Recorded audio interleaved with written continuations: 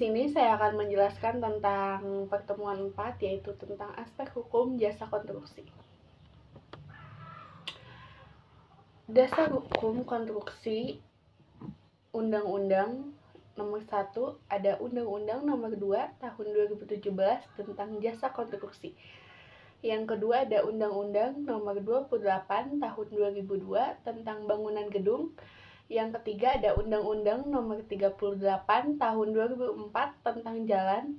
Yang keempat ada Undang-Undang Nomor 1 Tahun 2011 tentang perumahan dan kawasan permukiman. Yang kelima ada Undang-Undang Nomor 20 Tahun 2011 tentang rumah susun. Undang-Undang Nomor 6 Tahun 2017 tentang arsitek. Undang-Undang Nomor 17 tentang Undang-Undang Nomor 17 Tahun 2019 tentang sumber daya air. Yang ke-18 ada Undang-Undang Nomor 11 Tahun 2020 tentang Cipta Kerja. Dan yang paling sering peraturan pemerintah Nomor 1 ada PP Nomor 22 Tahun 2020 tentang peraturan pelaksanaan Undang-Undang Nomor 2 Tahun 2017 tentang jasa konstruksi.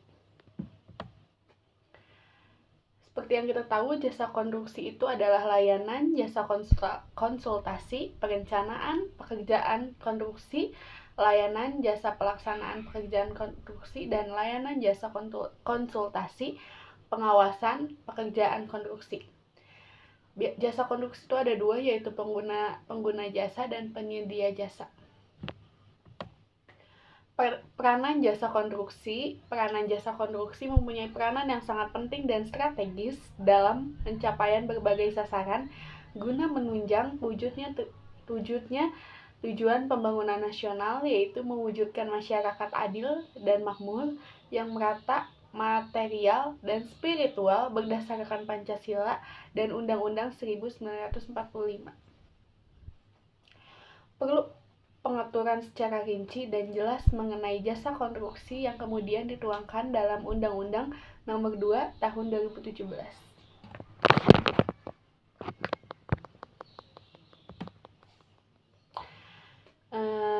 Sekarang Undang-Undang Nomor 2 Tahun 2017 tentang jasa konstruksi. Seperti yang kita tahu, menurut Undang-Undang Nomor 2 Tahun 2017, jasa konstruksi adalah layanan, jasa konsultasi, konstruksi, atau pekerjaan konstruksi. Konsultasi konstruksi adalah layanan keseluruhan atau sebagian kegiatan yang meliputi pengkajian, perencanaan, perancangan, pengawasan, dan manajemen penyelenggaraan konstruksi suatu bangunan.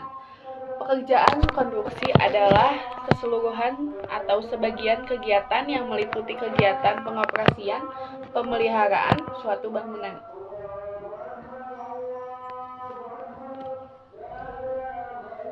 Berikutnya ada cangkupan pengaturan Undang-Undang Nomor 2 Tahun 2017. Yang pertama ada usaha jasa konstruksi, yang kedua ada pengikatan, yang ketiga ada penyelenggaraan, yang keempat ada kegagalan bangunan, yang kelima ada peranan masyarakat, yang keenam ada pembinaan, yang ketujuh ada penyelesaian sengketa, dan yang kedelapan adalah sanksi. Bab pertama tentang ketentuan umum. Pasal 1, jasa konstruksi adalah layanan, jasa konsultasi, konstruksi, atau pekerjaan konsultasi. Biasanya pekerjaan konstruksi ini keseluruhan atau sebagian kegiatan yang meliputi pembangunan, pengoperasian, pemeliharaan, pembangunan kembali suatu bangunan. Menteri adalah menteri yang menyelenggarakan urusan pemerintahan di bidang jasa konstruksi.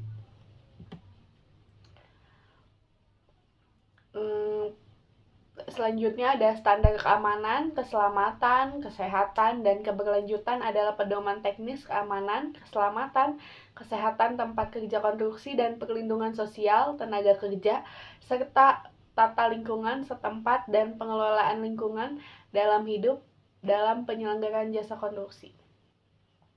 Nah, biasanya kegagalan bangunan adalah suatu keadaan keruntuhan bangunan dan atau tidak berfungsinya bangunan setelah menyerahkan akhir hasil jasa konstruksi. Yang bab kedua ada asas dan tujuan.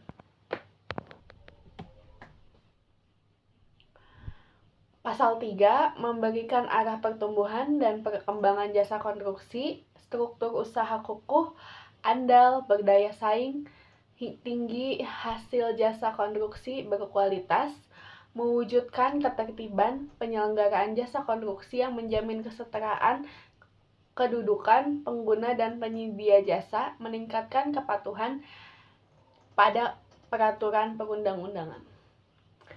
Yang C ada mewujudkan peningkatan partisipasi masyarakat di bidang jasa konstruksi. Dan yang D menata sistem jasa konstruksi yang mewujudkan keselamatan publik dan kenyamanan lingkungan terbangun. Yang E ada menjamin tata kelola penyelenggaraan. Yang F ada menciptakan integrasi nilai tambah dari seluruh tahapan konstruksi. Bab 3 ada tanggung jawab dan kewenangan. Dan yang bab keempat ada usaha jasa dan konstruksi. Bab kelima ada penyelenggara jasa konstruksi. Nah, pasal 38 58. Penyelenggara jasa konstruksi itu ada dua, jadi penyelenggara usaha konstruksi jasa konstruksi, lalu ada penyelenggara usaha penyedia bangunan. Yang selanjutnya ada keamanan, keselamatan, kesehatan, dan keberlanjutan konstruksi. Di sini ada pasal 59 tentang dasar standar mutu bahan, standar mutu peralatan, standar keselamatan dan kesehatan kriteria, standar prosedur pelaksanaan jasa konstruksi, standar mutu hasil pelaksanaan jasa konstruksi, standar operasi dan pemeliharaan, pedoman perlindungan sosial tenaga kerja, dan yang terakhir ada standar pengelolaan lingkungan hidup. Selanjutnya ada tenaga kerja konstruksi. Seperti yang kita tahu, di sini ada klasifikasinya seperti kayak operator, teknisi atau analisis, dan yang terakhir ada ahli. Nah, selanjutnya ada klasifikasi, biasanya ada arsitektur, sipil, mekanikal, elektrikal, tata lingkungan, dan manajemen pelaksanaan. Yang selanjutnya ada penyelesaian sengketa. Nah, penyelesaian sengketa ini itu awalnya pemilihan anggota Dewan Sengketa dilaksanakan berdasarkan prinsip profesionalitas dan tidak menjadi bagian dari salah satu pihak manapun. Tercantum dalam pasal 88. Yang selanjutnya ada sanksi administratif. Biasanya di sini ada tentang peraturan pemerintah nomor 22 tahun 2020 tentang peraturan pelaksanaan nomor 2 tahun 2017 tentang jasa konstruksi. Pelaksanaan kewenangan pemerintah daerah. Di sini ada penyelenggara pelatihan tenaga ahli konstruksi, penyelenggara sistem informasi jasa konstruksi, cakupannya itu ada daerah dan provinsi. Yang gubernur sebagai wakil pemerintah pusat mewakili ketentuan perundang-undangan di bidang pemuda. Selanjutnya ada penyelenggara usaha jasa konstruksi. Biasanya ada pemilihan penyedia jasa, pemilihan penyedia jasa yang menggunakan sumber pembiayaan keuangan dari negara dilakukan dengan metode 1 tender atau seleksi, yang kedua menunjukkan langsung, yang ketiga ada pengadaan langsung, dan yang keempat adalah pengadaan melalui katalog.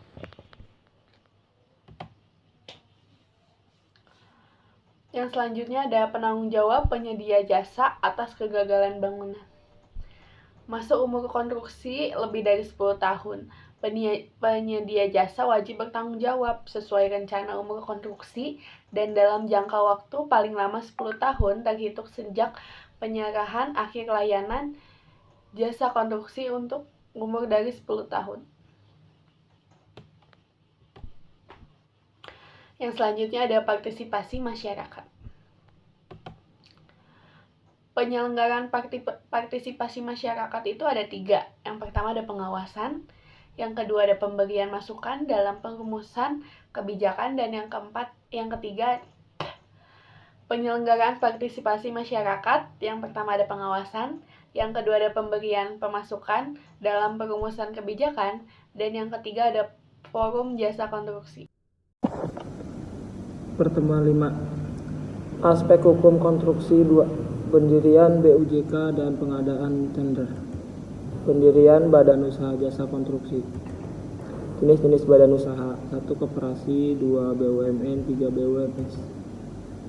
Koperasi adalah jenis badan usaha yang beranggotakan orang-orang atau badan hukum koperasian.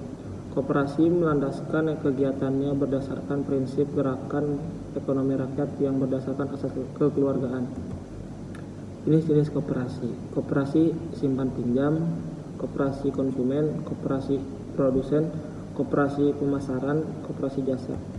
BUMN ialah badan usaha yang permodalannya seluruhnya atau sebagian dimiliki oleh pemerintah. Status pegawai badan usaha tersebut adalah pegawai negeri. BUMN sendiri sekarang ada 3 macam, yaitu Perjan, Perum, dan Persero. BUMS adalah badan usaha yang didirikan dan dimodali oleh seseorang atau sekelompok orang berdasarkan Undang-Undang 1945 pada pasal 33. Bidang-bidang usaha yang diberikan kepada pihak swasta adalah mengelola sumber daya ekonomi yang bersifat tidak vital dan strategis atau tidak menguasai hajat hidup orang banyak.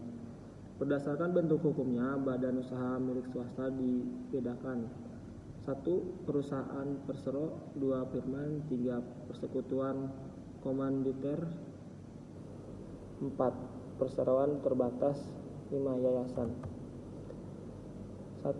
Persero terbatas adalah badan usaha yang modalnya diperoleh dari hasil penjualan saham. Setiap pemagangan surat saham mempunyai hak atas perusahaan dan setiap magang surat saham berhak atas keuntungan. 2. Yayasan. Yayasan adalah salah satu badan usaha tetapi tidak merupakan perusahaan karena tidak mencari keuntungan. Badan usaha ini didirikan untuk sosial dan berdasarkan hukum. Izin usaha jasa konstruksi. Definisi: 1. Jasa konstruksi adalah layanan jasa konsultansi perencanaan pekerjaan konstruksi, layanan jasa pelaksanaan jasa konstruksi, dan layanan jasa konsultasi pengadaan langsung. Pelaksanaan pengadaan langsung dilakukan sebagai berikut: 1. Pemberian atau pembayaran langsung kepada penyedia untuk pengadaan barang atau jasa lainnya yang menggunakan bukti pemberian dan kwitansi. 2. Permintaan penawaran yang disertai dengan klarifikasi serta negosiasi teknis dan harga kepada pelaku usaha untuk pengadaan langsung yang menggunakan SKP. Kontrak jasa. Kontrak pengadaan jasa konstruksi. Istilah-istilah dalam kontrak: yang pertama, perikatan verbitenis; yang kedua, perjanjian atau overeenkomst; yang ketiga, kontrak atau kontrak. Perikatan pasal 1233 sampai 1312 KUH Perdata. Perikatan berasal dari pasal 1233 KUH Perdata, Undang-Undang Perjanjian. Perjanjian tertulis antara PA, KPA, PPK dengan penyedia barang, jasa atau pelaksana swakelola. Sebuah perjanjian hukum antara dua pihak atau lebih yang bermaksud untuk membuat suatu hubungan resmi yang berlaku menurut hukum. Asas-asas pokok kontrak. Asas kebebasan berkontrak. Para pihak bebas membuat kontrak dan mengatur isi kontrak sepanjang memenuhi syarat sebagai kontrak. Tidak dilarang undang-undang, sesuai kebiasaan yang berlaku dengan sepanjang kontrak tersebut dilaksanakan dengan itikat baik. Yang kedua, asas konsensualisme. Suatu kontrak sudah sah dan mengikat ketika tercapainya kata sepakat. Tentu juga syarat-syarat sah suatu kontrak lainnya sudah terpenuhi. Yang ketiga, asas kepastian hukum. Suatu kontrak yang dibuat secara sah mempunyai ikatan hukum yang penuh. Pasal 1338 KUH Perdata. Yang kelima, asas kepribadian. Asas yang menentukan bahwa seseorang yang akan melakukan dan membuat kontrak hanya untuk kepentingan perseorangan saja. Lalu ada syarat sah kontrak. Pasal 1320 KUH Perdata menentukan 4 syarat sah kontrak atau perjanjian, yaitu: yang pertama, adanya kesepakatan para pihak. Yang kedua, kecakapan untuk membuat perjanjian. Yang ketiga, mengenai suatu hal objek tertentu.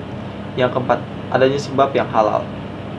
Konsekuensi hukum terhadap syarat-syarat sah kontrak yaitu: yang pertama, batal demi hukum.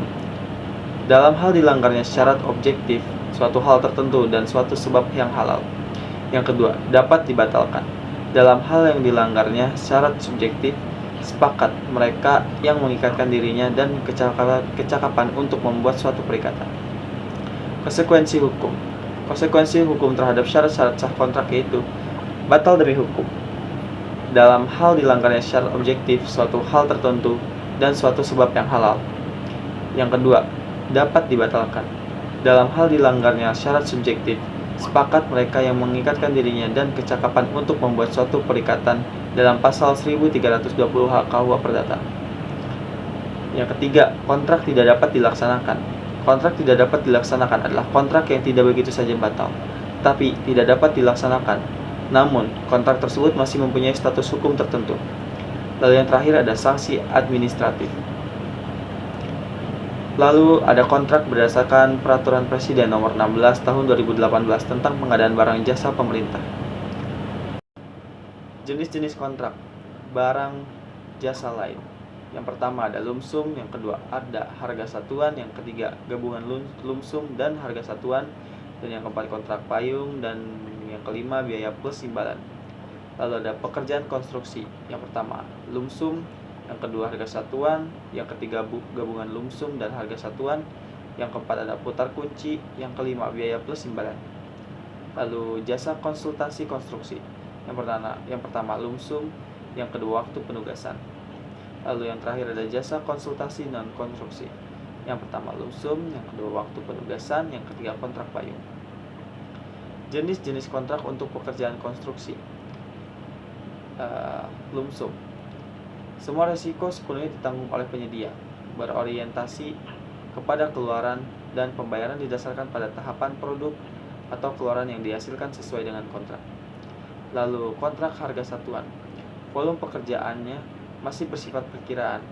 Pembayaran berdasarkan hasil pengukuran. Nilai akhir kontrak ditetapkan setelah seluruh pekerjaan diselesaikan. Lalu kontrak gabungan lump sum dan harga satuan. Untuk pekerjaan yang sebagian dapat mempergunakan lump sum dan untuk bagian yang lain menggunakan harga satuan dalam satu pekerjaan yang diperjanjikan.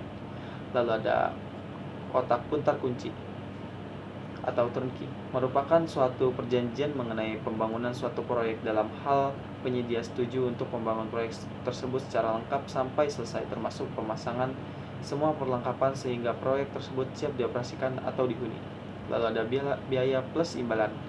Jenis kontrak yang digunakan dalam rangka penanganan keadaan darurat dengan nilai kontrak merupakan perhitungan dari biaya aktual ditambah imbalan dengan persentase tetap atas biaya aktual atau imbalan dengan jumlah tetap. Lalu ada jenis kontrak untuk jasa konsultasi konstruksi. Yang pertama lump sum. Semua risiko semuanya ditanggung oleh penyedia, berorientasi kepada keluaran dan pembayaran didasarkan pada tahapan produk atau pengeluaran. Lalu ada waktu penugasan. Kontrak jasa konsultasi untuk pekerjaan yang ruang lingkupnya belum bisa didefinisikan dengan rinci atau waktu yang dibutuhkan untuk menyelesaikan pekerjaan belum bisa dipastikan. Lalu ada kontrak pengadaan barang pekerjaan konstruksi jasa lainnya. Itu lump sum. Kontrak lump sum digunakan dalam lump sum. Kontrak lump sum digunakan dalam hal ruang lingkup, waktu pelaksanaan dan produk keluaran dapat didefinisikan dengan jelas. Kontrak lump sum digunakan misalnya pelaksanaan pekerjaan konstruksi sederhana, pekerjaan konstruksi terintegrasi, pengadaan peralatan kantor, pengadaan benih, pengadaan jasa boga, sewa gedung atau pembuatan videografis. Lalu ada harga satuan. Kontrak harga satuan digunakan dalam hal ruang lingkup, kuantitas, atau volume tidak dapat ditetapkan secara tepat yang disebabkan oleh sifat atau karakteristik, kesulitan dan risiko pekerjaan. Dalam kontrak harga satuan, pembayaran dilakukan berdasarkan harga satuan yang tetap untuk masing-masing volume pekerjaan, dan total pembayaran tergantung kepada total kuantitas atau volume dari hasil pekerjaan. Pembayaran dilakukan berdasarkan pengukuran hasil pekerjaan yang dituangkan dalam sertifikat hasil pengukuran. Kontrak harga satuan digunakan misalnya untuk kegiatan pembangunan gedung atau infrastruktur pengadaan jasa boga pasien di rumah sakit. Gabungan lumsum dan harga satuan. Kontrak gabungan lumsum dan harga satuan digunakan dalam hal terdapat bagian pekerjaan yang dapat dikontrakkan menggunakan kontrak lumsum dan terdapat bagian pekerjaan yang dikontrakkan menggunakan kontrak harga satuan. Kontrak gabungan lumsum dan harga satuan digunakan misalnya untuk pekerjaan konstruksi yang terdiri dari pekerjaan pondasi, tiang pancang, dan bangunan atas. Turnkey. Kontrak terima jadi digunakan dalam hal kontrak pengadaan pekerjaan konstruksi atau penyelesaian seluruh pekerjaan dalam batas waktu tertentu dengan ketentuan sebagai berikut. Yang pertama, jumlah harga pasti dan tetap sampai seluruh pekerjaan selesai dilaksanakan. Lalu, pembayaran dapat dilakukan berdasarkan termin sesuai kesepakatan dalam kontrak. Penyelesaian pekerjaan sampai dengan siap dioperasionalkan atau difungsikan sesuai kinerja yang telah ditetapkan. Kontrak terima jadi biasanya digunakan dalam pekerjaan konstruksi terintegrasi, misal engineering, procurement, construction, pembangunan pembagian tenaga listrik, pabrik, dan lain-lain. Lalu ada kontrak payung, digunakan dalam hal pekerjaan yang akan dilaksanakan secara berulang dengan spesifikasi yang pasti, namun volume dan waktu pesanan belum dapat ditentukan. Kontrak payung digunakan misalnya pengadaan obat tertentu pada rumah sakit, jasa boga, jasa layanan perjalanan, atau pengadaan material.